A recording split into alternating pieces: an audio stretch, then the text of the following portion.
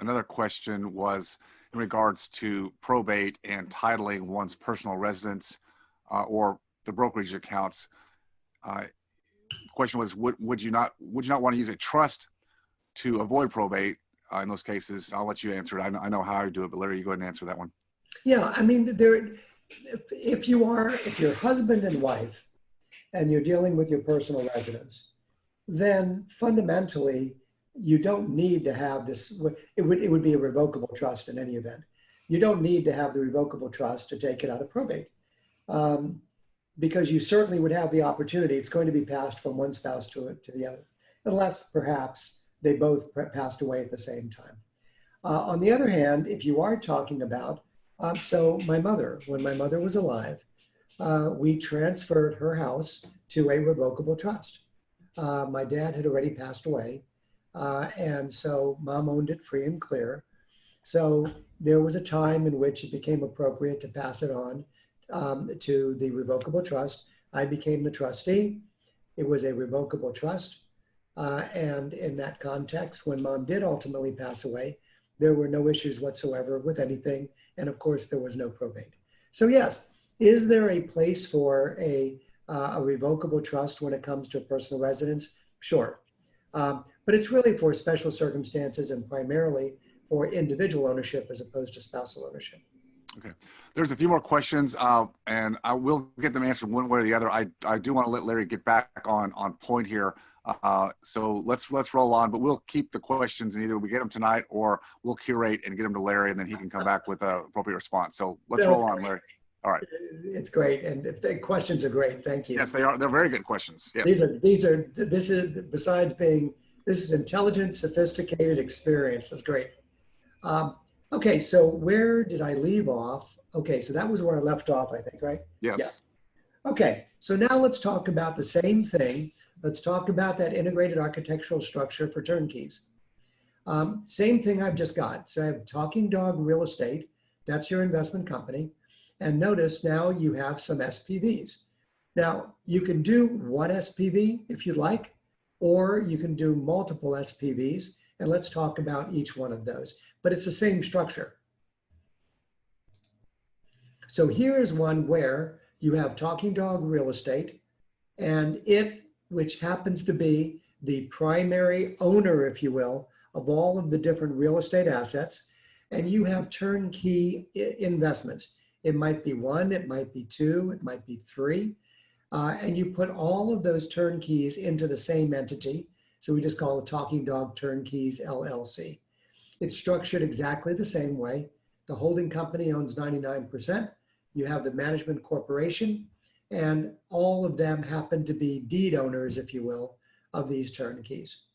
Now, the second way that you can structure depends upon really a couple things: the amount of turnkeys that you have, and potentially some other considerations like multiple states.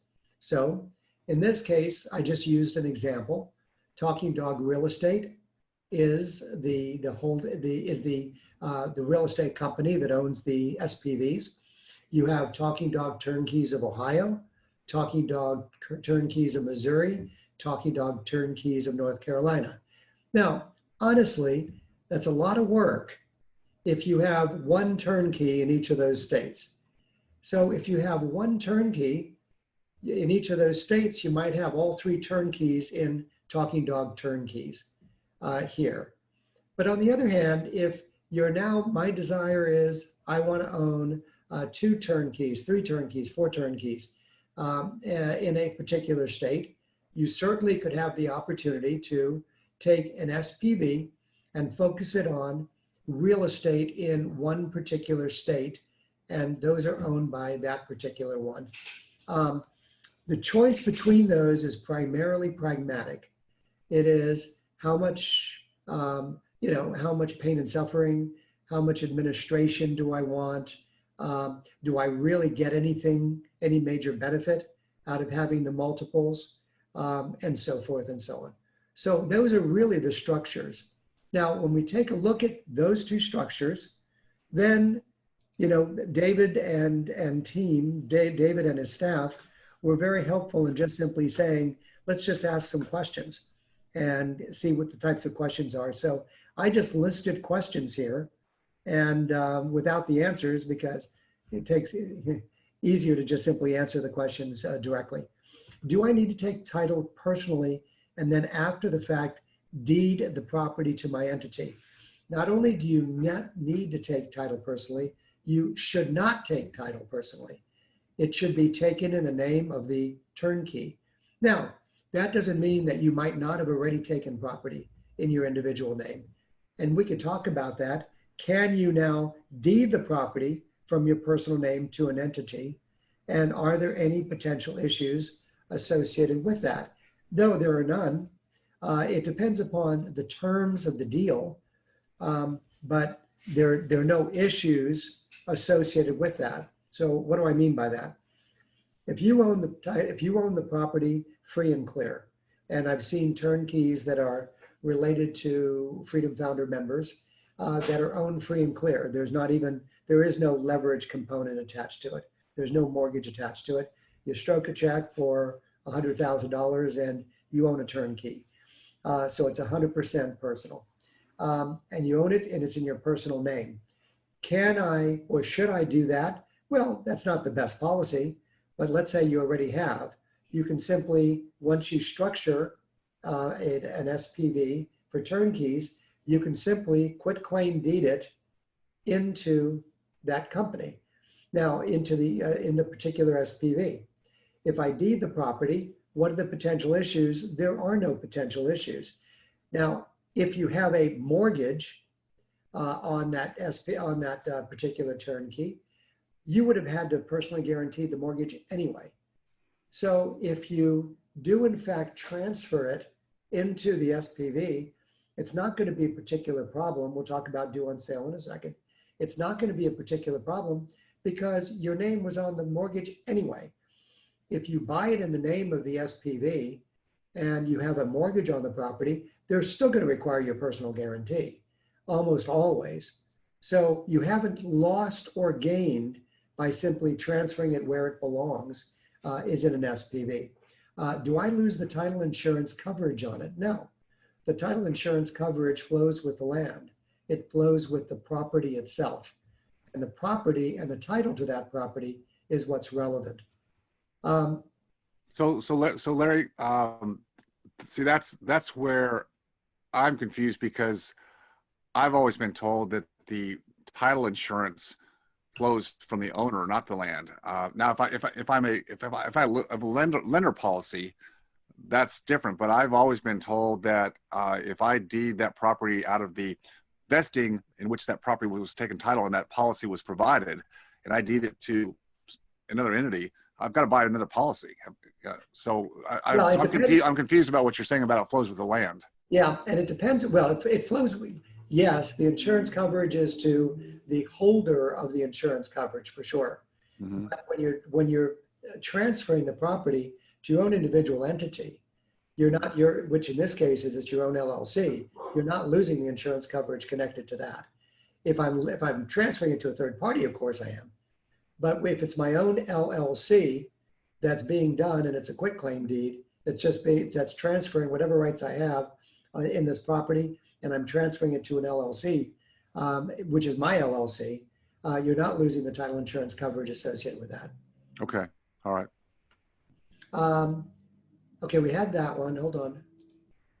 Yeah, and what about violating the due on sale clause? Same concept. So if you take a look at the due on sale clauses, it's in the event that you're transferring it to another entity that you do not have the ownership interests in which case, is it going to violate the due on sale? Sure. Is that a major issue? Not really, but sure. On the other hand, if the LLC that you're transferring it to is the LLC that you own, you're not violating the due on sale clause associated with that. What if I'm using bank leverage? Correct. But as I indicated to you before, if you're using bank leverage, you're neither benefit or burdened because you own that personal guarantee no matter what on virtually every piece of property and certainly with turnkeys. So let me just throw it out to the members. I haven't used any institutional leverage in forever and ever and ever. But those of you who have used Aaron Chapman agency paper, Um, are you are you taking title directly to your LLC with a personal guarantee? Just put it in the chat, and then we'll bring it back up. I just want to make sure I'm covering any of the issues that any of our members have come across, and that may be different also with community banks. So some of you have used the community banks. Any probably less issues there, but anybody have any problem with taking title in your LLC with a personal guarantee? So just drop that in, and then we'll come back to it. All right, Larry, I don't want to interrupt anymore. Go ahead. No, that's okay. And I would like that because you're all over the country. So I would certainly like to get any feedback from anybody who's had experiences different than this. So do I need to take title to my turnkey investment property in an entity? You don't need to take property title to it in your entity, but that is clearly the preferred structure for it, as I talked about in the architecture. What's the risk if I don't? It's not so much a risk if you don't, because you are going to have that property insured. But you just don't, I certainly would not want my personal name out on deeds of property out there, because it's just magnets for potential. And on top of that, you can't even provide any type of cogent probate program if you have all of your names out there individually with respect to assets which you've got. Tax issues, I'm not aware of any, and either it's the same tax treatment no matter what, whether it's personal or it's owned by a flow-through LLC, which is what all of these are, is flow-through LLC. Liability issues, as I talked about before, the liability is primarily going to be related to whatever the risks are. What's a turnkey? You can do any type of turnkey, but what is the typical turnkey? Typical turnkey is single family home. And in a single family home, are you going to have an owner's and a landlord's policy? Sure, it's going to be insured. And what would you do? You'd get the standard insurance that would be associated with any risks involved in tenants. But insurance should cover only that. We had the same conversation the other day. I tend to think that individuals who have a certain amount of wealth are always more concerned about that than they need to be. I had somebody, it was like $10 million. It was like, that is ridiculous. I mean, a 1 in 3, 1 million to 3 million is more than adequate to handle any type of liability associated with that. What state should the entity be formed and registered? Fundamentally, if I'm talking about more than one asset, I would do it wherever the assets are. The concept about Ohio, the turnkey properties in Ohio. I have 1 there, 2 there, 3 there. Sure, just form the LLC in that particular state.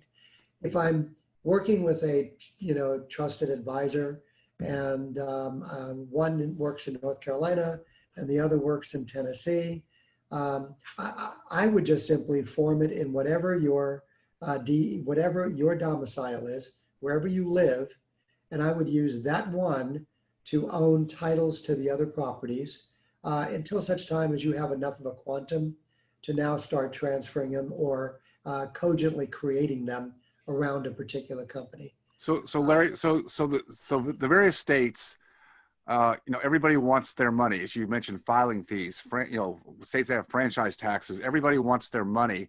And so if I live in Florida, but I'm going to buy a single turnkey in Ohio, if I don't form, and I want the LLC, if I don't form the LLC in Ohio where the property is located in, is there any issue about having standing in the courts? If my LLC, there's no registration, nothing I need to do in Ohio if my LLC is actually formed in Florida? Yeah, so it depends upon the context of the question, and a great question. So let me go through it.